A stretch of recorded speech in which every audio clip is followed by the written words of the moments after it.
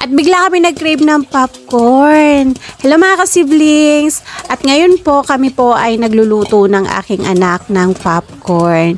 So yun yung makikita mga ka-siblings, so satisfying. Ayan o, diba?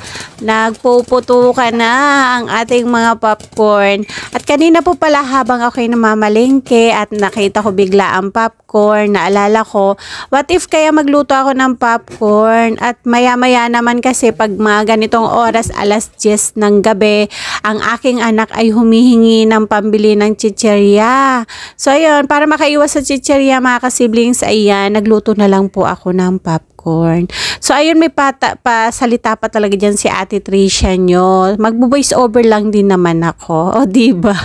So ayan, nilalagyan ko na po ng cheese yung ating popcorn na tapos nang lutuin at pumutok na po lahat. So ayun mga ka-siblings, kunti lang yung ating ilalagay kasi ayoko po ng maalat. So medyo maalat po yung ano na yan, yung cheese na nilagay ko.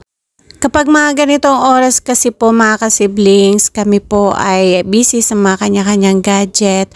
Ang anak ko nag-games at ako naman po ay nakikipag-engage. So ayun, kaya naisipan ko na lang po bumili ng popcorn para makatipid-tipid, 'di ba? Mas ang mahal po ng chicherya ngayon pero konti yung laman. So ito popcorn, yung 20 pesos po is hindi pa po naubos, 'di ba? Kalahati lang po yung aking niluto at ganyan nakadami. Kontrolado mo pa yung alat at tama lang. At ayun mga ka-siblings, sobrang dami po ng aking niluto at naghati po kami dyan ng aking anak. O diba, nakatipid na, masarap pa. Ayan, kulang na lang yan, soft drinks. Pero hindi po kami mahilig sa soft drinks at ang aming pinantulak po dyan is tubig lamang po. Maya-maya mga ka-siblings, pagtitimpla ng kape. O diba? Bira lamang po kami magganito at magluto ng mga midnight snack kasi iniiwasan din po namin na kumain ng busog. At alam nyo naman, ang inyong Ate Tricia ay diet. So, ayun mga ka-siblings, makikita nyo ang aking anak, ayan, diba? Yan po yung aming banding mag-ina. Kapag mga ganitong oras po kasi, kukulitin ako ng aking anak, hihingi ng pera at bibili ng chicherya sa tindahan. Ayoko po siya masyadong kumakain ng mga junk foods dahil, syempre, iniiwasan po natin na magkasakit ang ating mga anak. So yun mga ka-siblings, sobrang sarap po niyan. At ayan, si Ate Tricia nyo, nagsasalita na naman po.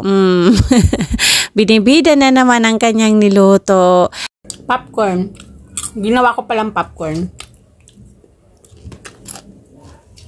O, diba? So, ayun mga ka-siblings, maraming salamat po sa inyong walang sawang suporta. At kung kayo po ay nakarating sa video na to dito sa dulo, ayan, shout out po sa inyong lahat at mag-iwan po kayo ng comment kung taga saan po kayo at kung saan umabot tong video na to. Marami pong salamat sa inyong walang sawang panunood. Kay 7 Siblings Patronage, hangad ko po ang ating pag-angat, tayong lahat, sabay-sabay. Maraming salamat. Mabuhay po tayong lahat and God bless.